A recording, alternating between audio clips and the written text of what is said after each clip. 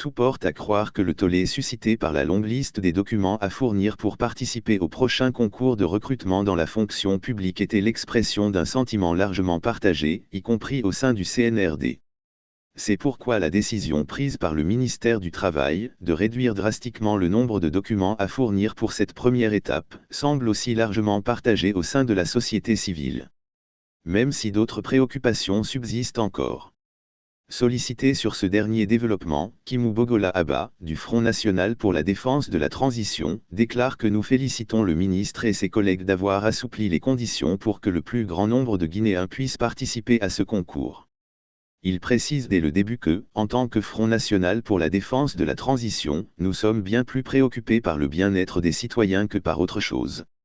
Il ajoute, au sein des forums des mouvements et d'autres institutions favorables à la transition, il y a eu de nombreuses discussions visant à trouver un moyen d'alléger cet aspect de la procédure. Même si le FNDT ne s'est pas exprimé publiquement sur ce sujet, admet-il. Il poursuit en disant, lors du premier communiqué, nous avons critiqué l'exigence du diplôme d'administration générale et technique. Le ministre a fait des modifications. Lors du deuxième communiqué, nous avons souligné que certains étudiants ont terminé leurs études sous l'ancien système en 4e ou 5e année, et qu'il leur fallait une attestation de fin d'études pour obtenir leur diplôme.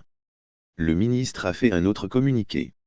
Monsieur Abba ajoute que le troisième communiqué semble être acceptable puisqu'aucune œuvre humaine n'est parfaite. Cependant, selon Monsieur Abba, le gros problème réside dans l'obtention des cartes d'identité biométriques et des extraits de naissance biométriques, qui sont très difficiles à obtenir. Il souligne également le risque de fraude.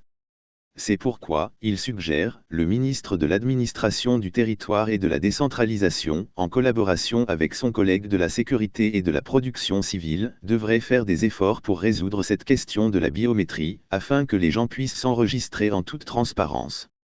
De son côté, Abdoul Sako du Forum des forces sociales de Guinée apprécie également le geste du ministre Julien Yombouno.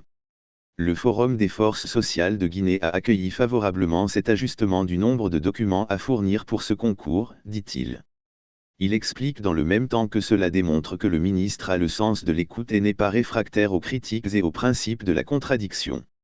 Cela dit, tout comme Kimou Bogola Abba, la satisfaction de M. Sako n'est pas totale. Pour preuve, l'activiste énumère ses demandes et préoccupations, il doit comprendre qu'en dépit de l'intérêt suscité par cette dernière décision, il doit continuer à réparer les éventuels préjudices causés à d'autres candidats qui ont déjà engagé des dépenses. Il doit également tenir compte de la pauvreté actuelle, car les 100 000 GNF de frais de traitement des dossiers ne sont pas à la portée du Guinéen moyen. Ce n'est pas tout. S'il veut donner de la crédibilité à la réforme qu'il promeut au sein de l'administration publique, il doit être capable d'informer les Guinéens, au niveau de chaque département, sur le nombre d'agents non affectés et sur les mesures prises pour les occuper. De plus, il doit préciser les besoins en personnel de chaque ministère, ajoute-t-il. En outre, Abdoul Sako demande à Julien Yombouno de publier les résultats d'un recrutement effectué avant le coup d'État, partant du principe que l'administration est une continuité.